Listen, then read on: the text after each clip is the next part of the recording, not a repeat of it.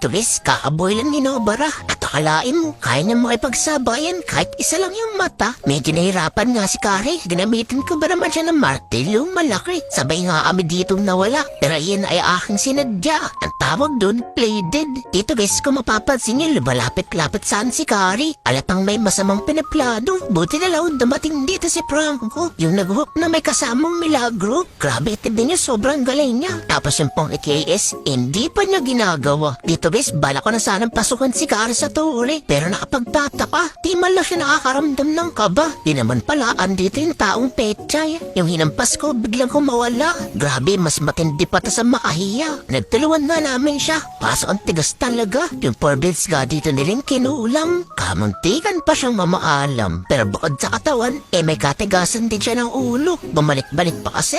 Masyadong nagpapakampante. Parang si Kari, palag ng palag. Kahit kanina palugi. Ayan, magsama-sama kayo sa kabilang buhay. Dito guys, habang naglilid kami sa turtle, nakabang na yung mga kakampi ko. Sabi ko sa kanila, harangan lang nila yung mga kalaban. Away yung uubos sa mga yan. As you can see, kung makikita nyo, isa-isa kang binawasan yung mga kalaban. Para iminyak, hindi na ako mahirapan. Kaya guys, huwag na huwag kayong kukurap. Ipapakita ko sa inyong araw-araw, minyak. Bumalik pa kasi yung mga to. Mukhang nisabag sigurado. Kasi guys, dito nagulat ako. Yung bulate, bigla na namang lumaki. Hindi ko tuloy maipilit kay sabag Grabe yung laban namin. Wala nang push-push. Bakbakan lang ng bakbakan. Matira matibay. Unang mang cooldown, banghay. At eto na si Baliling pumasok sa 5. Grabe, diretso po ni Raraya. Kung aso nga, gusto pa akong itumba. Buti na lang nakapag-ulti ako. Tapos mas malaki pa yung kagat ni Franco. Dito guys, si Chugad sumiwalay. Sabi namin, hindi pwede yan Isa ka bang mahinang nilalang? Ang tunay na malakas nakikipagsabayan. Pero yung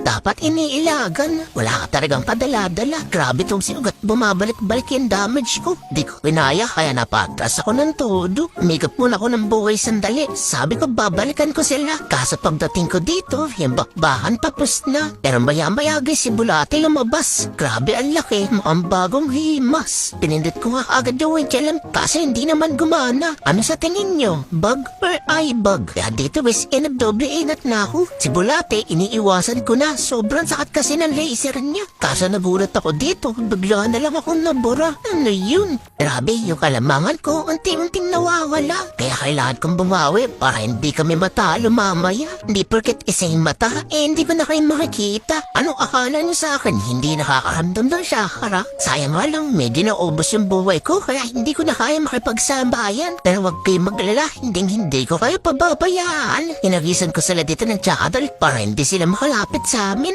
Uuwi na sana ako, pero mukhang merong uugatin. Dito sila Baliling, hindi man ako inantay, nakipagsabayan sa 5. Sinubukan ko pa siyang iligtas, pero mukhang hindi na talaga kaya. Niwasan ko na rin yung pagampas kay Ugat. Yung damage ko kasi sa akin bumabakat. Kasto si Ugat, yung sound effect, naririnig ko na. O snap, random, skibit.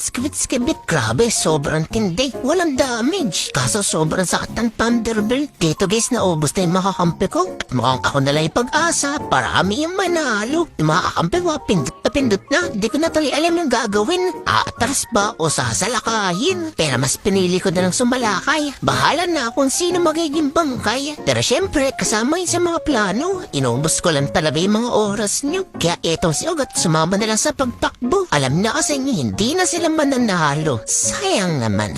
Patay na nga guys, panalo na kami. Kung umabot ka sa video na to, pababasa mo tuloy yung spoiler ko para araw-araw kayong victory!